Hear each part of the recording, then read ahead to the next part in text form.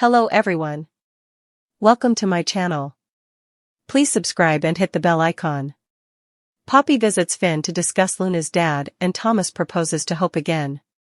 Today on The Bold and the Beautiful, Luna opens up to Bill, Brooke comes around on Thomas, and Thomas pops the question.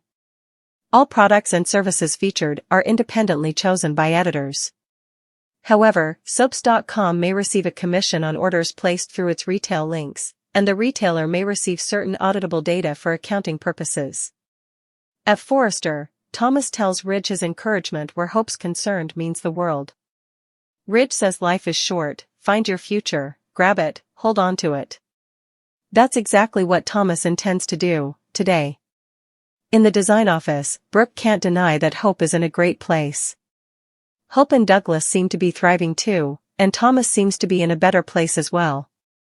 Hope teases, is this progress? Brooke can't deny the positive impact Thomas has had on her daughter's life. Hope thanks her for making an effort. This has been a wonderful time in her life, and she wants to be able to share it with her. I'm happy. So happy, and a large part of that is because of Thomas. At the Cliff House, Poppy shows up at the door and gawps at a shirtless Finn. Once he's dressed, Poppy tells him that Luna is hurt and disappointed. He asks, by RJ? She cries, no, by me. I've let my daughter down, Finn. And for the first time in her life, it's not me she wants to talk to, it's her father. Poppy explains she's been giving her the runaround since she was born, but Luna is finally fed up with her.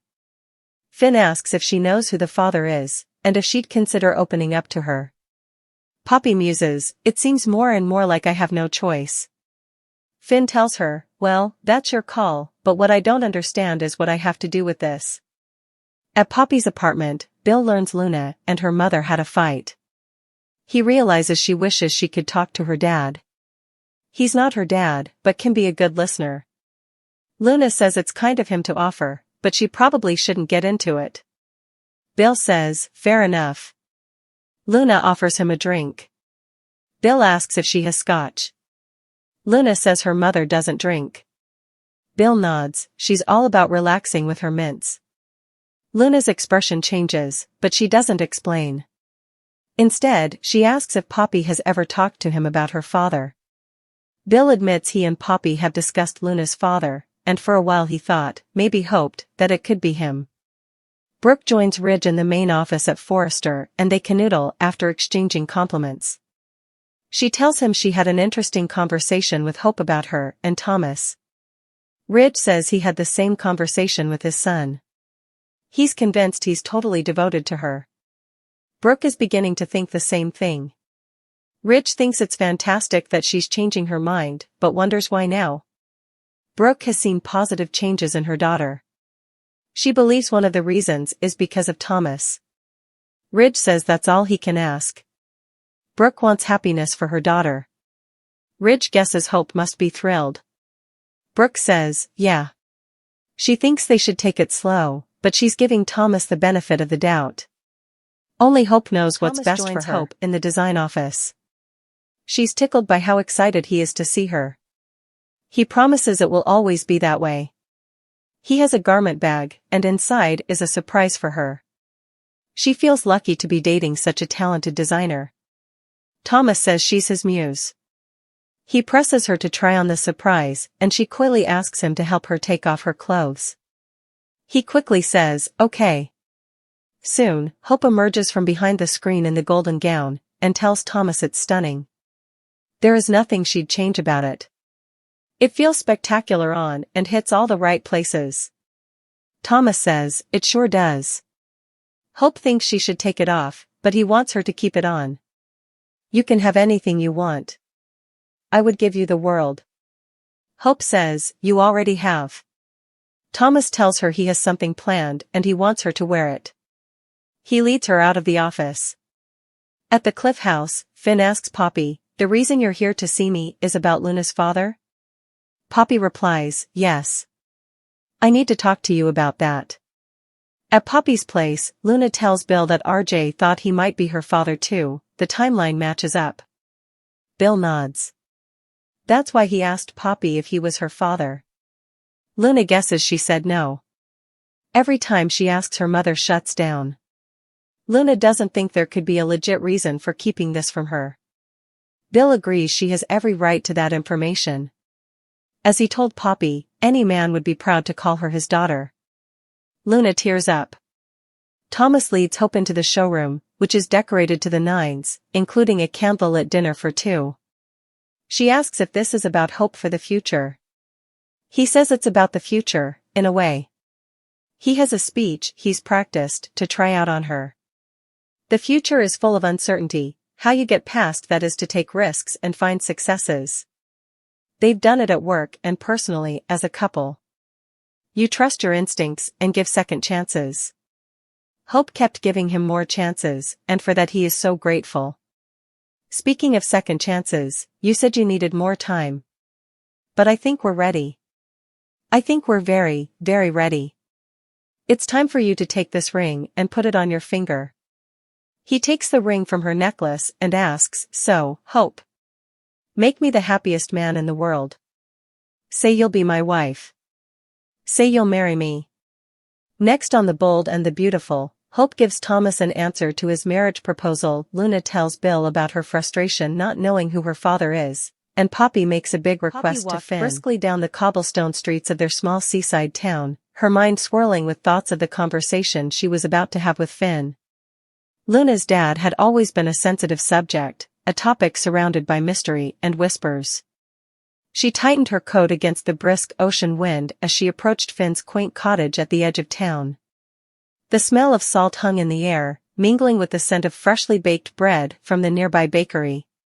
Finn's house, with its weathered blue shutters and cheerful yellow door, always felt like a warm embrace. Poppy knocked lightly and waited, her heart pounding in her chest. After a moment, Finn appeared, his eyes bright and welcoming. Poppy! What a pleasant surprise. Come in, he said, stepping aside to let her enter. The interior of Finn's cottage was cozy and inviting, with a crackling fire in the hearth and sunlight streaming through the windows. Poppy took a seat on the worn leather sofa, nervously wringing her hands. Finn, I need to talk to you about Luna's dad, she began, her voice faltering slightly. Finn's expression softened, and he sat down across from her, his gaze gentle but guarded. I know it's not an easy topic, Poppy. What do you need to know? Poppy took a deep breath, gathering her thoughts. I've been thinking a lot about him lately, especially with Luna growing up so fast. She's been asking more questions about her father, and I don't know how to answer them. I want to make sure she knows the truth, but I also don't want to reopen old wounds. Finn nodded in understanding, his eyes reflecting the turmoil in Poppy's own. I think it's important for Luna to know about her father, but perhaps we can approach it delicately, together.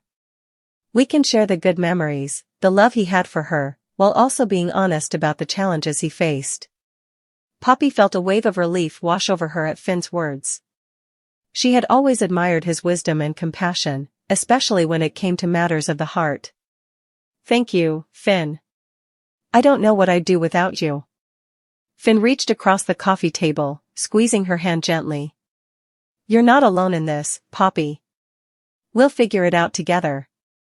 As they continued to talk, the weight on Poppy's shoulders began to lift.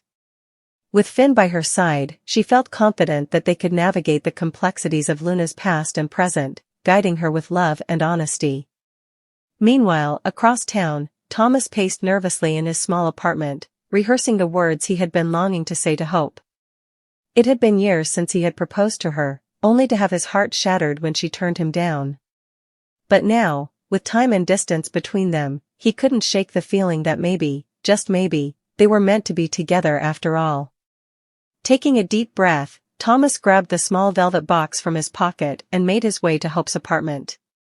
Each step felt like a lifetime as he climbed the stairs to her door, his heart pounding in anticipation. Hope opened the door, her eyes widening in surprise at the sight of Thomas standing before her. Thomas, what are you doing here? Thomas took a deep breath, summoning all the courage he had. Hope, I know it's been a long time since I last saw you, but there's something I need to say. I've never stopped loving you, and I can't imagine my life without you in it. Will you give me another chance? Will you marry me? Hope's breath caught in her throat, her eyes brimming with emotion. She had never expected to hear those words from Thomas again, yet here he was, laying his heart bare before her. Thomas, Hope trailed off, her voice choked with tears. Before she could finish her sentence, Thomas dropped to one knee, holding out the velvet box with trembling hands. Hope, I love you more than words can say. Please, say you'll be mine again. Tears streamed down Hope's cheeks as she gazed into Thomas's eyes, seeing the sincerity and love shining within them. Without hesitation, she nodded, her voice barely a whisper. Yes, Thomas. Yes, I'll marry you. With a joyous cry, Thomas slipped the ring onto Hope's finger, sealing their love once and for all.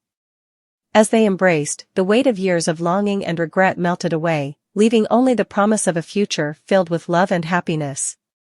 In that moment, as Poppy and Finn discussed Luna's father and Thomas proposed to Hope again, the small seaside town seemed to shimmer with possibility. Love, in all its forms, had the power to heal old wounds and forge new beginnings, reminding them all that no matter what challenges they faced, they would always have each other.